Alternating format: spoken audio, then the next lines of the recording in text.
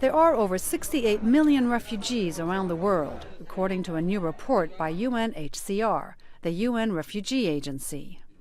Spokesperson Chris Boyan says the situation is dire. There's a person forcibly displaced now every 2 seconds. These are people that are fleeing not by choice, but because they have no choice but to flee if they want to stay alive. Boyan says driving the worldwide exodus, war, conflict, and persecution. We've seen new conflicts arise in countries and regions around the world that didn't exist before, but that are driving displacement of human beings in very large numbers now. Boyan says no one chooses to become a refugee. And refugees are human beings, just like you and me, who have found themselves in extremely unfortunate circumstances.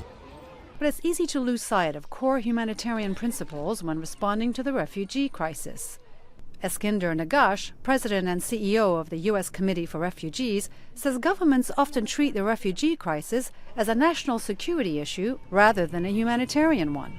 They don't see them as another human being. They just see them as a burden to society. The governments are actually fearing refugees. When you fear somebody, you don't necessarily welcome them. Nagash says the modern refugee problem started about 60 years ago when the international community started trying to warehouse refugees. When you actually keep refugees warehoused for 20, 30, 50, 60 years, that's really a major humanitarian crisis. But Boyan says it's not a problem that can be dealt with on a country-by-country basis. This really is a global problem. It's a human problem. And we advocate for all countries to work together to find workable, collective solutions to this collective problem.